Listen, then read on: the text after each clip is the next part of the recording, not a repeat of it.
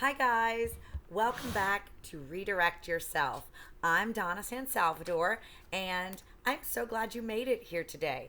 On this channel here, what I do is I share coping skills and other thoughtful things that you can utilize to cope better and feel better in your day to day life. I try to keep the videos nice and short so that you can listen in the car, on the go, or whatever when you just have a few minutes and you're looking for something that you can add to your repertoire of coping skills and or thought processes. So in earlier videos, if you haven't seen any more, if this is your first one, I'm so glad you're here. Please feel free to subscribe and like the video if you find it useful.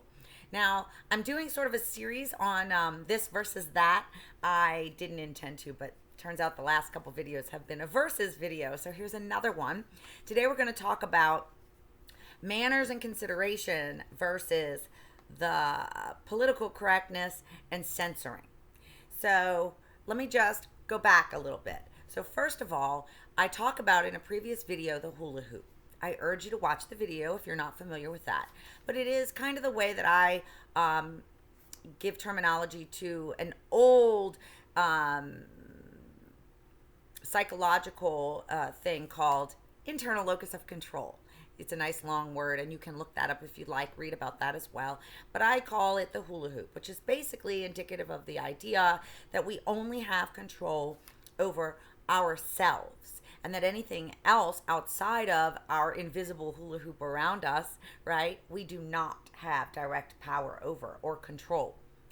So with that being said, I also, in this video, am going to utilize the concept of where our feelings come from. So I would urge you to also watch that video if you have not yet seen it. So our feelings come from our thoughts, and we only control everything that is inside of us or our hula hoop. Anything that is pertaining to our person. With that being said, political correctness is backwards. So censoring is backwards. What I mean by that is this. Our feelings come from our thoughts. They do not come from other people and external events. External circumstances and events create thoughts, and those thoughts produce our feelings. Now, what we think about other people, what they say to us, and external events is individual based on our belief systems. Therefore, there is no correct feeling. Feelings are valid. They're valid because they come from thoughts. The thoughts may be irrational, in which case we have the power to change them.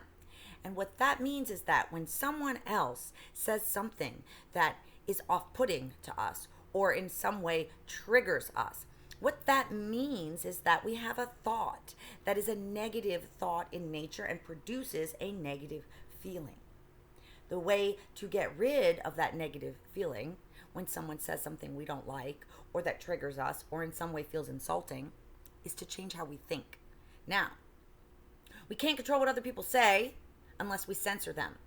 Unless we, such as Kate Chopin in the late 1800s, early 1900s, who was a published author, who was quite a women's liber for her day. Her books were banned. That's 100 years ago, but I see it happening again. In fact, I hear about it all the time. There are certain words that we attempt to censor from speech. There are certain things that we are trying to get people to not say. When really, freedom of speech is a very important part of American culture, albeit the fabric of our culture. I get that there are places around the world, and you might be viewing me from another place outside of the United States of America, and you might have experienced censoring.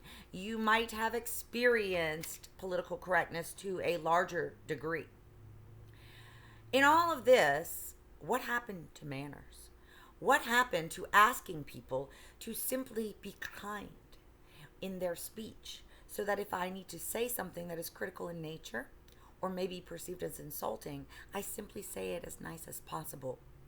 I don't use racial slurs or other derogatory commentary just because it's not nice. It's ill-mannered. It's inconsiderate.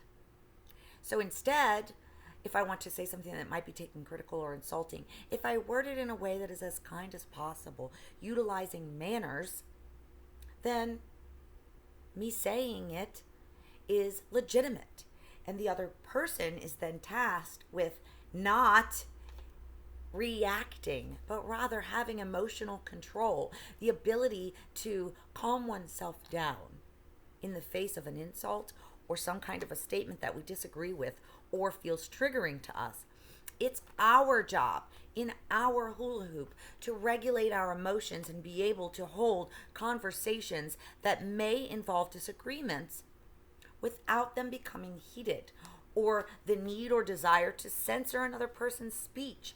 Now this becomes big in the forum of, society, but it's also in our micro relationships with one another that we do at the office, that we have with our friends and family. Why not just utilize kindness and speak in ways that are considerate of others? That's an interesting concept, yeah? Anyway, give some thought to this. I would love to have your feedback.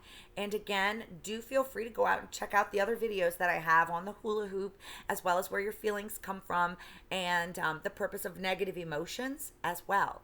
I hope you find this useful. If you think someone else might find it useful, please go ahead and share this link and video with someone else. It helps the channel to grow so that other people can also get these videos. I would love to hear your ideas as well as your comments, and I hope that you found something useful in today's video. I will look forward to seeing you guys again. Please come back, and I'll see you at that time. Have a great day.